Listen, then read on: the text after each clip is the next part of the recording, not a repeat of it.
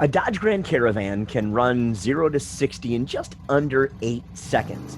Now, in that same time frame, Dan VanHorn's Challenger can run a 7.72 second quarter mile at over 179 miles per hour. Come on, baby. Come on, baby. Come on, baby. Come on. Wow! Wow, baby! Now, it's one thing to be a competitor, but Dan's decided he's going to put his money where his mouth is. During that conversation phase with the owner of Rockingham, Steve Earwood, he just kind of blurted out, well, he goes, well, if you want to buy this track, I'd sell it to you. No kidding. He is buying The Rock. And Dan is our guest on today's Dodge Garage Download.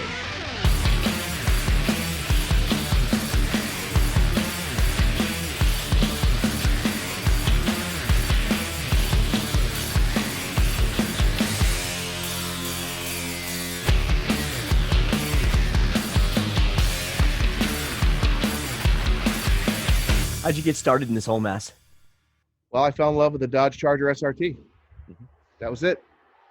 And the rest just kind of evolved. I bought the car, loved the car, and started meeting people on the forums. LX forums is where I kind of got into the whole drag racing thing. I mean, I've loved cars my whole life, but the actual racing side of it didn't really take hold till I got that Dodge Charger SRT. And then so the modern street Hemi shootout deal, I mean, obviously you've got a lot of momentum going on with that. Where'd that come from? I mean, is there a great story where you guys are sitting down having a couple of beers and write an idea down on a napkin or something? So the way the modern street Hemi shootout started, I mean, it's got a few different events, so to speak, that kind of got the ball rolling on it. It started on us trying to figure out a way to get personal bests. The Dodge platform, or the LX platform, I should say, was kind of new. So we weren't accepted, so to speak, as having a big enough group to have our own events. So they kind of mix us in with other modern muscle groups.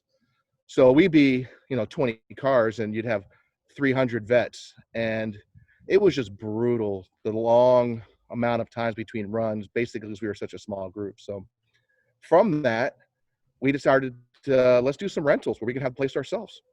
And we went and rented some tracks, and other people in other parts of the east, the northeast, and the southeast were doing the same thing. And we said, well, heck, we think our cars are faster than your cars. And before you knew it, we do a rental at their place, they do a rental at our place, and it just turned into a series.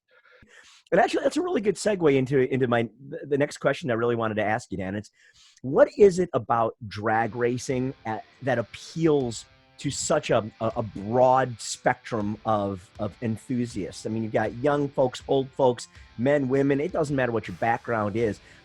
Drag racing really, especially at the grassroots angle, just seems to encompass all of us. Well, I mean, and this is, I'm going to use my own personal experience here again. I bought my Dodge Charger 2006 SRT8, and I wanted to go fast. And it was a matter of me reading up on the forums about people going to the drag strip. I went to the drag strip. I had a couple 5-minute conversations with people that had done it before. Before you knew it, I was strapped in and going down the track. And I just think that it has that ease of opportunity where you can get in a car and make passes with little to no effort. It's just a matter of finding a venue. You don't have to be part of an event. They have the test and tune, and it's just so accessible that for you to get out there and drag race your car, like, you can be a drag racer. So I think that the fact that it's obtainable is what makes it so appealing. Road course and Auto X and things to me are a little more exclusive, a little more difficult to get set up for, a little more challenging. Not to belittle what we do in drag racing, because it does have its own challenges. But there's a lot less of that and more of, I can do it anytime I want, and I can drag race all over the country at any time. So I think that's why it has its appeal, is the fact that you really can reach it and touch it. Do you remember your very first ever pass? So I had put a nitrous kit in my car, and I was one of just a handful of guys at the time that had done it. And so everyone was like really anxious to see what this car would do on nitrous. Everyone else had basically just doing mods like such as muffler or exhaust systems and cold air intakes. Tuning wasn't even available, so we were very limited on what we were able to do. Nitrous was a little risky, but in its smaller level, you can usually get away with it. So I ended up running 12.0 my first time out on street tires. So you've come a little bit from there, because you just laid down that 772 at what, 179? Was that right? 179? Yeah, 179 and a half, I think. We'll call it 179 because we're not going to cheat to the next number. But yeah, it's been a long road, but wow, right? Crazy. So 12 seconds, my first time out, and that was 2007. So 13 years later, finally busting into the 7-second barrier. Well, that's got all kinds of folks talking, and I know that obviously we were looking in your garage behind you there. The car is right there with you. Let's take a peek at this thing. Can you kind of show us around it? All right, there you go. So this is a 2009 Dodge Challenger SRT8.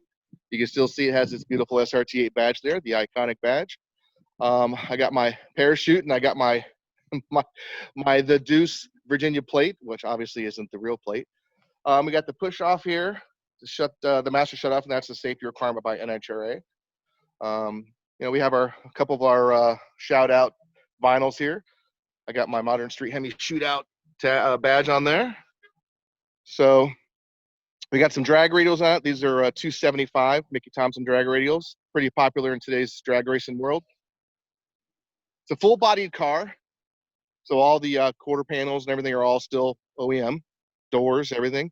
They're still got the stock hood on it. You can see here it still has the SRT emblem in the front, but we do have a little turbo action peeking through the bumper.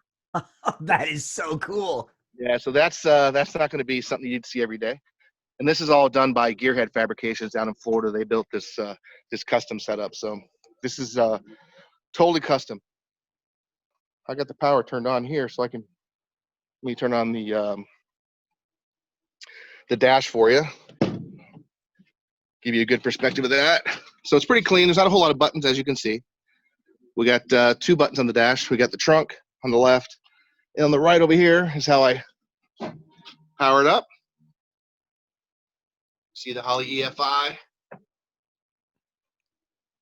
then I got it all customized up with my settings, my gauges, and that can all be customized just like any type of a tablet. You can change all the settings.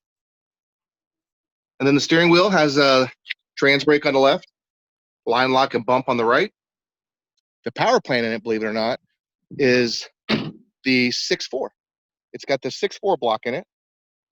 That's been fully beefed up by Gearhead Fabrications. I'll show that to you. Oh, and the choir of car guy angels sing. Yeah. No, we're pretty proud of this. They did a great job at Gearhead Fabrications doing it. And the billet manifold is made by Demon Performance, which is another one of our mainstream vendors in the Gen 3 Hemi world. That's all billet. The valve covers, powder coated, that's all billet technology. They're pretty big in our world. And AAD Performance, their catch can, their rails. So we try to pay homage to the vendors that have kind of kept us afloat and kept us going fast from the beginning. So I'm always sensitive to that, and I make sure I put their stuff in the car. And not only for that, but it's the good stuff. So we're pretty happy with that. So you've got a couple of turbochargers on top of a 6.4 liter, Hemi block. What's the power? What are you making on it?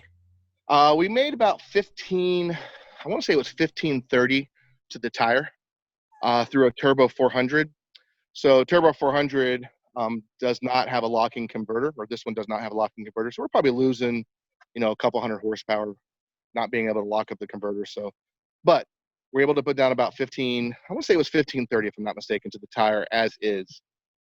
At 1,500 horsepower, what's 1 or 2 more, huh? Right. Well, I tell you what, I'll take 1 or 2 more.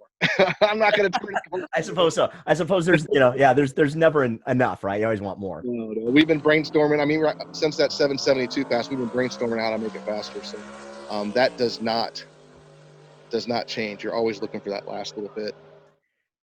It's like you just need another pass and another pass and another pass. And you mentioned it earlier where you'd start to, rent tracks and find new places to run. Now, Dan, that's going to lead us into this next situation that you've got some interesting developments going. Are you privy to talk about what you've got going over here at the Rock? Yeah, I mean, we're always looking. I mean, that's what I do best, right? Is I just talk. Um, we could talk all day about this stuff, but we already announced everything, so it's all out there.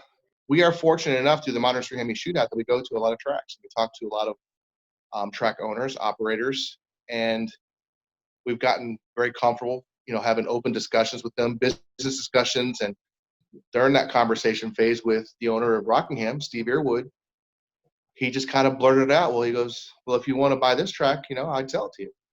And, it just kind of caught me off guard. And because I wasn't really looking for a facility of that size. I was thinking more of an outlaw track, something out in the weeds, something, small where it was just a track and some bleachers. Through conversations with Steve, and he's 72 and looking to retire, we realized that we weren't that far apart on our goals. It's not history yet, but the fact that we are in contract to buy Rockingham Dragway is out there, and we're actively sharing that because we want people to be aware that we have a plan for the future. We want people to be excited about the fact that Rockingham is going to thrive with new ownership and new energy, and Steve has a plan to transition it, so there's no unknowns there. So in October of 2022, so a little less than 2 years, we're taking over the track, and Steve's we're purchasing the track, and Steve's going to stick on under retainer to help us as much as we need, and whenever we don't need help, he's glad to step aside. But the staff is fully on board with the transition. We've been very engaged with them, and we go down there, every month or so. We go down there and just kind of hang out and learn the ropes and get them comfortable with us. And so far, so good. We've getting a lot of great feedback from other organizations and other track owners, more than I ever thought we would. So that's definitely comforting. I'll tell you what, it's exciting news. I mean, obviously you've been a big part of our community for a long, long time. And here at Dodge Garage, we're going to just, wish you the absolute utmost success. And of course, I'll throw it out right there. If there's ever anything that we can do for you, obviously let us know. And we'd love to help it out. Anything that we can all do to help grow this community is going to benefit all of us. Well, I definitely appreciate it. And as any enthusiast that's been in our world knows, I mean, we're all about Mopar and all about Dodge and all about Hemi. So if I could walk in that place and throw a bunch of signs up saying this is Hemi land or Dodge land, I would do it. So I am all about that. And I'm sure that we'll talk several times about strategies for that. It's Dan VanHorn. He is lighting the world on fire on the drag strip, running the 7-second pass in his Hot Rod Challenger, and he's made the announcement he is taking over the legendary Rockingham Dragway in North Carolina. So you put us all together, and boy, it's a great time to be part of the grassroots drag racing community here with Dodge and Dodge Garage. And Dan, man, I can't thank you enough for taking some time and showing us the car and telling us about the plans. No, I appreciate you. Thank you so much, and it's a pleasure to chat. And we're here for the long term. So I can't wait to share with our plans with everybody for the future.